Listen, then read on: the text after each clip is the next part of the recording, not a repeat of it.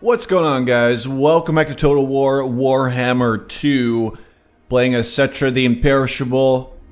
We've had a pretty good run so far. We took out a bunch of orcs. We have 2 settlements so far, which is not a lot, but we've been taking it kind of slow because I was worried about the orcs being able to beat me, but that hasn't happened, so that's quite good. Now, before anything else, we are looking at our army.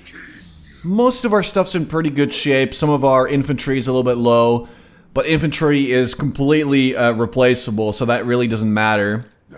Then our enemy has 1 guy, which is just their leader, and a bit of a garrison within his city. So we're going to go ahead and just strike right now before he can recruit anything.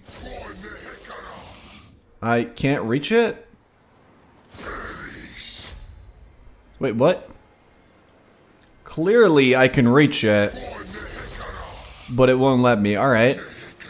So, I guess we'll just end our turn here, where we can at least replenish a little bit, and then next turn we'll strike. Only downside is that he will be able to recruit some more units. So this battle actually might turn out a little bit more difficult than I anticipated, but it shouldn't be impossible at all. Yep, here you go. So he recruited... Okay, he's actually running away. Which is even better, maybe. Downside to that is that he'll probably run towards their capital of Galbaraz. We don't know where that is yet, but it must be somewhere back here. But the upside is that we can easily take this city now, because it's got no walls. And it's got a pretty small garrison. It's got some savage orc biguns and some normal savage orcs. Bigger and arter. The heaviest, strongest, and meanest of orcs. They're eager to prove it against enemies of all sizes. So they got probably more... Yeah, they got a bit more attack, bit more defense, bit more of everything, really. Alright, shouldn't be too much of an issue. So we're just going to go ahead and quick save and attack. Like I said, our infantry, seeing as we are the Tomb Kings, is completely replaceable. So we don't really have to worry too much about them. The only ones that actually matter would be the Tomb Guard and the War Sphinx. As long as they don't die, we're all good. And the Sphinx has already like proven itself really, really well. I guess we're gonna have to make good use of the chariots and then mostly set up a defensive line with the archers. These guys are orcs, they're angry, they'll probably charge straight ahead, right into our arms, where our archers can finish them off, and then, you know, we have the chariots go after their archers. And, we sort of use the Sphinx wherever the situation calls for it, whichever seems best, I guess. Here we go. Wins the magic are okay, 16 out of 30, I'm not gonna risk messing that up. Let's do a little bit something like this. I do enjoy the defensibility of a hill, so we're gonna set up right there. Then we'll have our archers in the front, something like that. These guys right behind them, and then we just sort of move them to the front. That was my phone. Sorry. Let's see, the Tomb Guard, yeah, I mean, these guys are anti-large, they're armored, they're shielded, so they're gonna be just fine. Chariots are used to sort of harass their archers, so we actually keep them towards the side. Then the leaders will obviously stay with the main army to provide extra morale. I mean, look at Settra's aura, it's absolutely huge. It is gigantic. Alright, I'm gonna keep the Sphinx nice and close where it can provide us with backup where needed, and let's go. Oh boy, okay, so they're right over there. And looks like they might be doing some interesting stuff. Those are some big uns. They're bigger and harder. I don't know if that means that spearmen will have a bonus because they are anti-large, but I mean, maybe. Quite possibly. Alright, let's see. I really want to take out the archers, but I guess we're going to have to wait a little bit until they actually start firing. If they actually hide out in these woods, that could be a problem. I've actually never encountered that before, so I would not know how to deal with that. I guess just charge forward so they're revealed. If they can hide out there, I actually don't know. Alright, let's see. Let's get you guys to fire. And then these two can fire at their leader. They're firing at the Sphinx, actually. Alright. And then these guys, the big uns, will, let's see, go straight for... Are they going for the chariots? What are they doing? I actually don't know. Alright, let's see. Let's get these guys to go stand in front of the archers. They'll probably run back. There we go. Alright, go for the archers now. You're good to go. This guy is anti-infantry, so let's put that to the test. And let's go for these archers as well. There you go, there you go. They are... I don't know what they're doing. Alright, one archer's already running.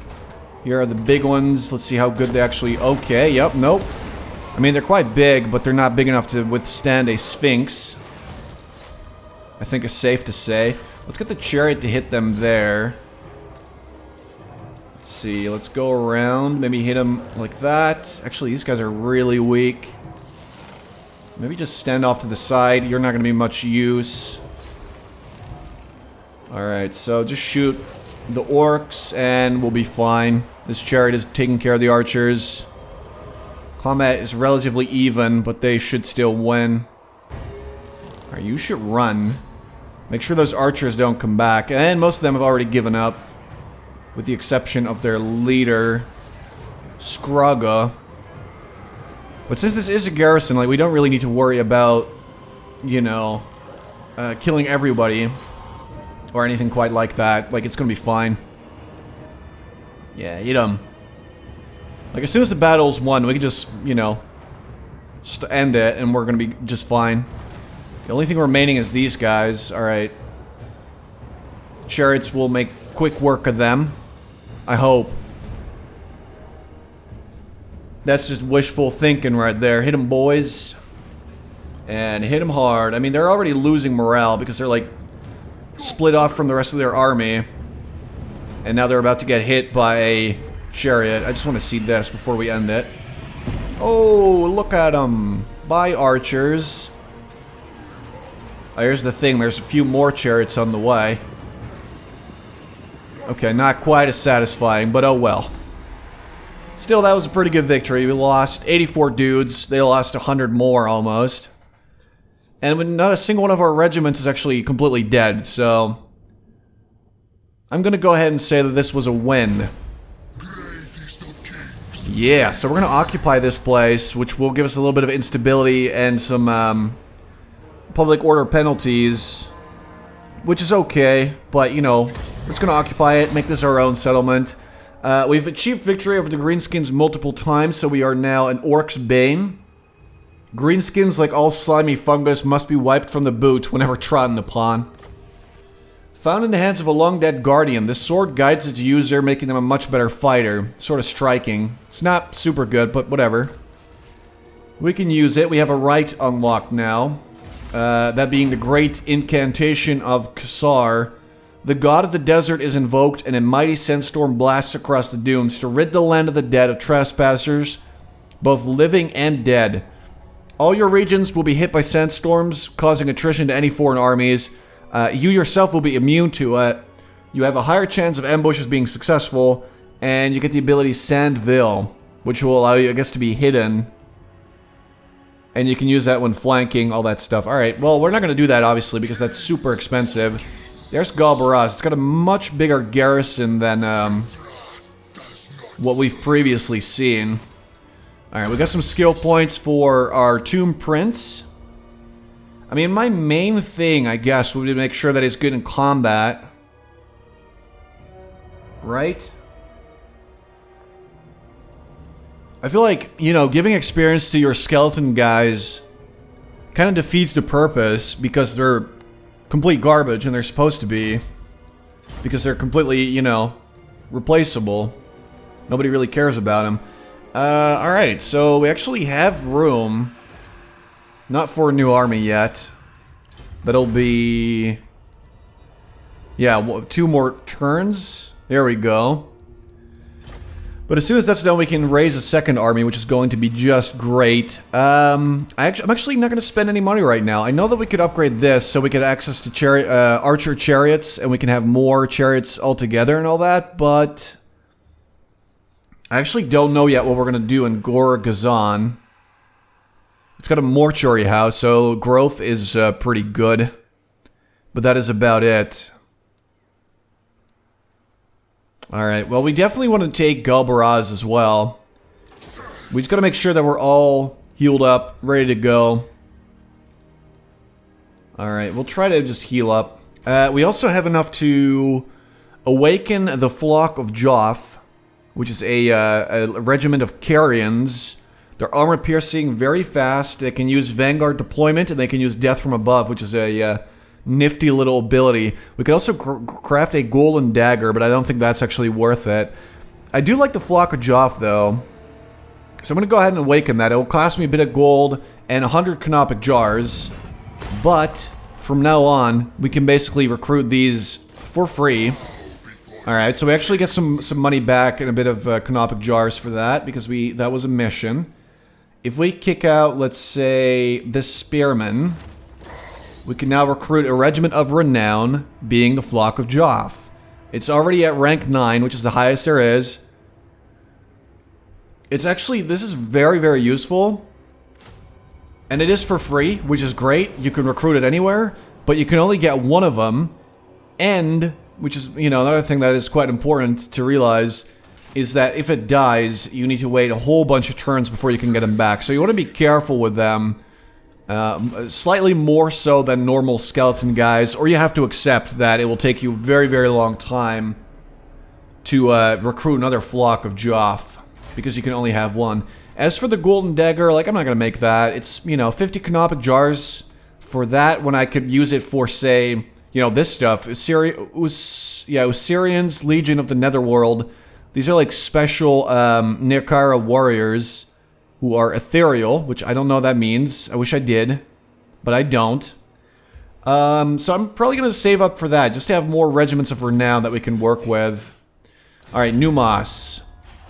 How about a trade agreement? That would be nice. Ooh. How about a non-aggression pact? I have zero interest in that, but maybe later on they will. Alright. We'll check that out, because we are supposed to do that for a mission somewhere. We have to get a mausoleum, we have to search a ruined settlement, we have to have 250 jars, and we have to have a full province, which we don't yet have. We need to get iron, so we need to make a special building here that gives us access to iron.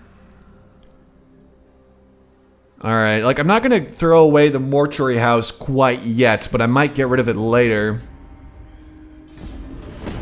Let's see what these orcs are gonna do. They're probably not very happy with me taking their precious settlement. We also have war. Okay, we're supposed to destroy them, and we'll get some nice rewards out of that. There's war now between the Necrarch Brotherhood and somebody else who we have not yet met. Alright, let's see. For Settra, we have another ability to use.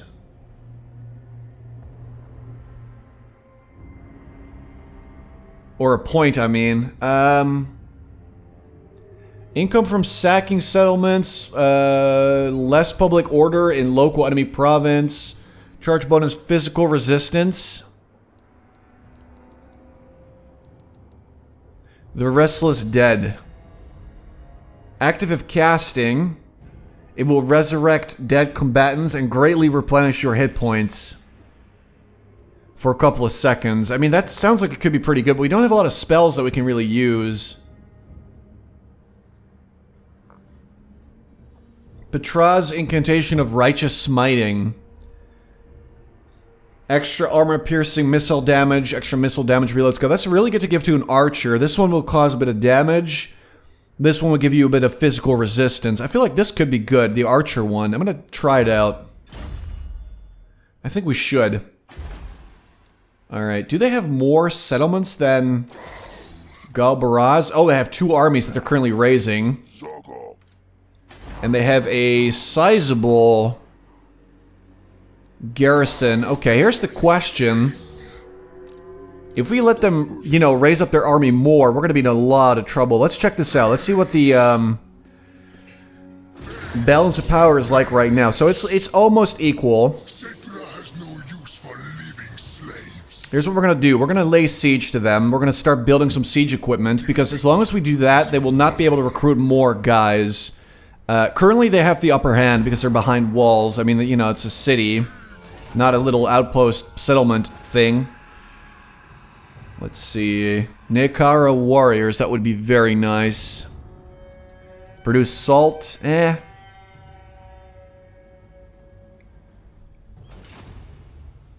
I guess we could make it possible to recruit Nekara warriors and more archers as well. I like that. Let's do this. And the only other thing we can build would be a little bit of extra income, more movement, but that doesn't seem to be quite as valuable as what other buildings will do. So I'm just gonna wait one more turn, and then we can raise a second army. So Settra will just sort of besiege them so they can't recruit any more stuff. And then we'll get our second army in here as well. As long as they don't attack me, they might decide that the balance is in their favor and they just go for the attack. Which will give us a very, very spooky battle. Here we go. Okay. I'm not sure I like this balance. All they have is savage orcs, though. It's pretty straightforward. They only have 2 lords right now. They're low level. So our choice would be to retreat and allow them to recruit more guys. And do the same ourselves, in reality. Or maybe, you know, just go for it. I think we just go for it. Wait, what did this do? Imperishable.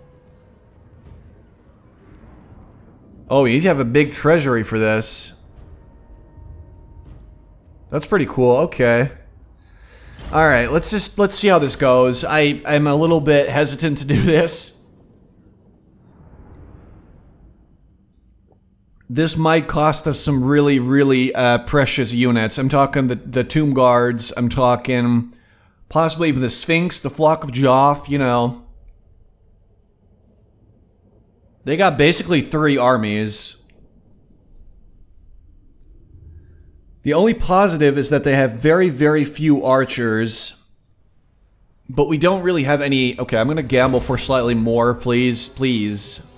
Okay, we got... Ooh, that's pretty good. That's 10 more. Alright, let's do the same thing I did last time. So to split these up a little bit. Let's get you more in the middle.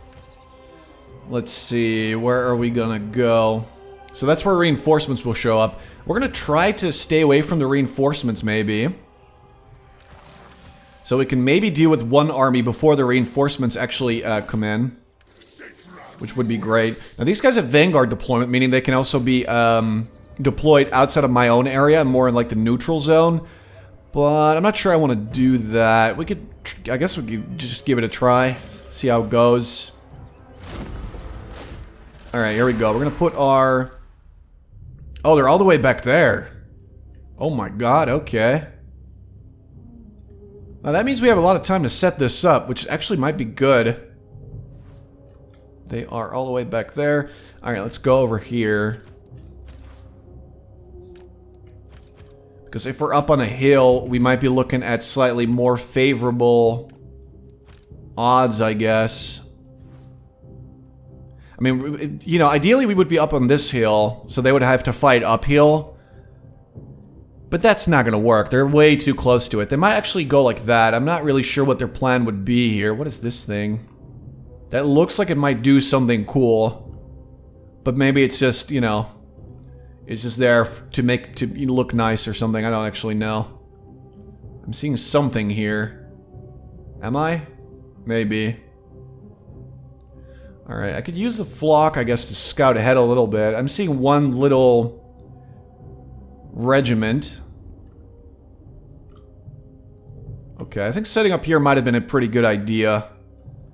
They are a little bit split up. So, the Flock of Joff has one ability, which is Death from Above. Has a large strike area. It's strong versus multiple combatants. So this is used if you fly over, you know, a couple of regiments or troops of units. Just fly over them, drop your bombs. So we're going to try that right now. Because I think that might actually do a lot of damage if we do it at the very beginning. Just got to stay away from the archers because those, you know, those are going to be trouble. Okay, it looks like the... Who's this? It's our leader. Alright. Oh, there's archers right there. I don't like that at all. All we gotta do is make sure that we do not engage in melee combat. Basically, we do not land the flock. Or we are in a lot of trouble. We're gonna take a couple shots here. Alright, here goes the bombardment. I hope it's gonna be worth it. And boom, loose. Boom. Alright, so that does very, very respectable damage. Downside is you can only use it once, but that makes sense considering how strong this stuff is. Alright, so let's get back over there, flock. Wait, are we gonna face the wrong... No, we're gonna face the right way. Okay. Speed this up a bit. So the flock took a couple of shots, but nothing too major. And we inflicted a lot of damage on the enemy. It's not too big, but it's, you know, stuff like that will make the difference between the armies in a somewhat evenly matched battle, I think. Now look at how many orcs there are. I mean, the orcs definitely outclass my, wait, who are going to go in front? Oh, we don't have time for this anymore. We need the infantry in the front to begin with. You go there. So, you have the Sphinx set up there. Turrets maybe here. I just want to make sure that I can send them after the... Oh boy, they're already here. So basically every archer shoot at them. Alright. And then you just engage. Alright, so they're taking fire already, which is a good start. I'm going to send in the Tomb Sphinx from the very beginning. We cannot afford to have someone sort of, you know, stand back and just watch stuff happen. Like, no, we need action. Right now. Alright, set up over there. We don't really know what their plan is here. Engage, boys. Engage.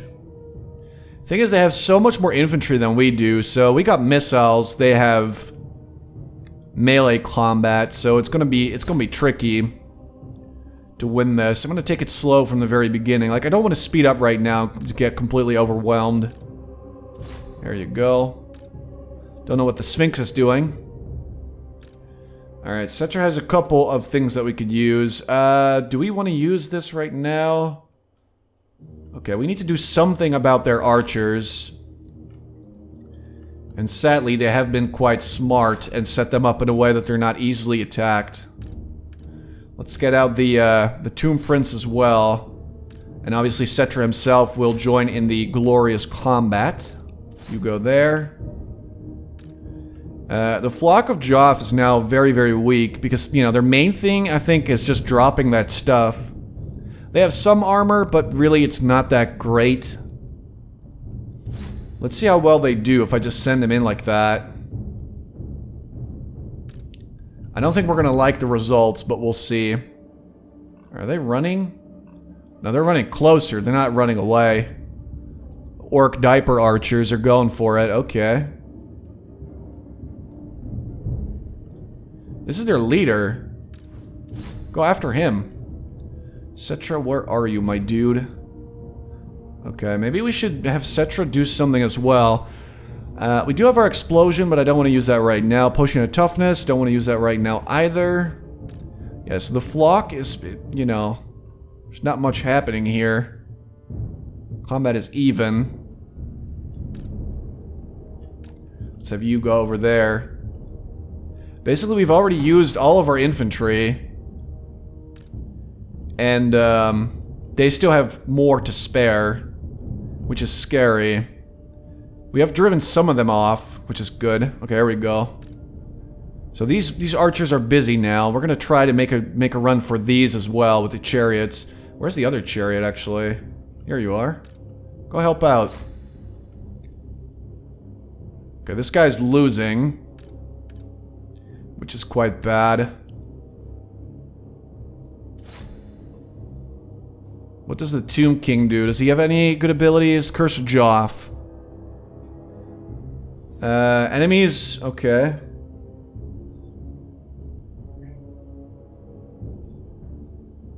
He cannot use it unless his hit points go way lower. Okay. So it's like a last hurrah type of ability to try and save something. Alright, go after them. Those guys are basically routed. Here comes the next chariot. So far, things are still really up in the air. It could easily still go either way. We have driven some of them off, but it's not enough yet. We've taken some losses, but now we got the Realm of Souls kicking in, so we got some replenishment here and there. Alright, chariots, go for the... oh, they're going straight for the Sphinx, but actually that's possibly good for me, because that means that I can focus on other enemies. Alright, the flock did okay, too. Let's see if we can maybe harass the archers with the flock of Joff. If we can keep their their missile infantry away from any real combat for at least a while. There we go. They're all running now. Alright, let them... They're gonna rally, and that's fine. We're gonna take this opportunity to sort of regroup.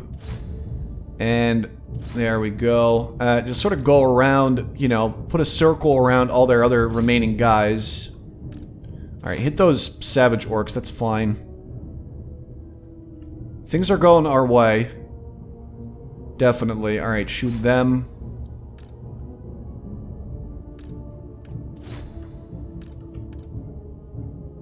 See if we can maybe get a few shots in here, but this is looking good. This is looking good. A lot of them are running.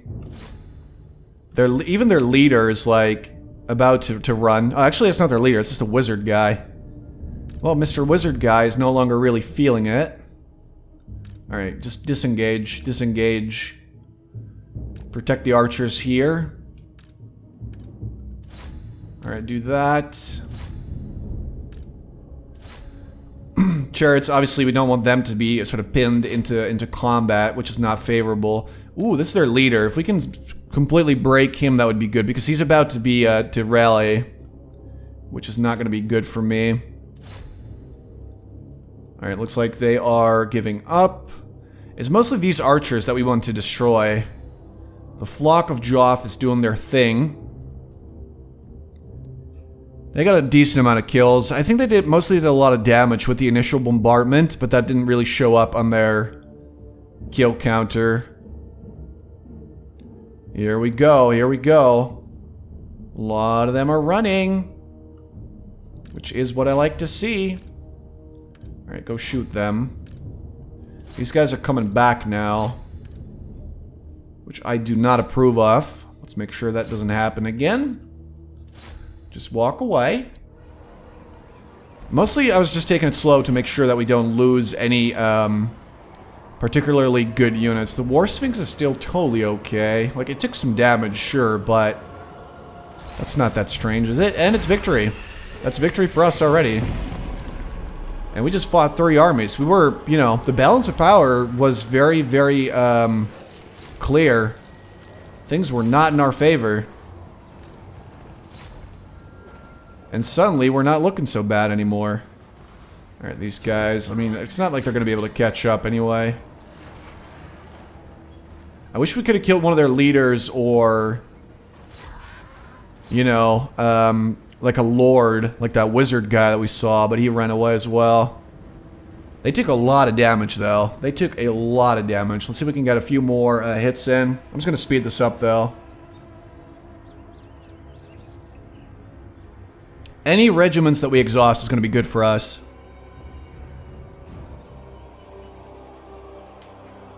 Because the numbers will not go any more in their favor. Because we have them under siege. So they will not be able to replenish any units.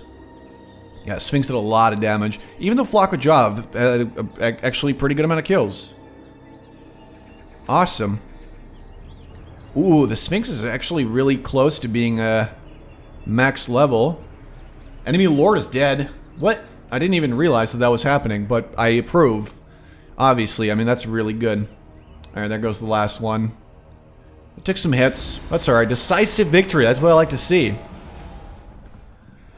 Look at that. We only lost 300. They lost a lot more. All of them lost pretty much half of their army.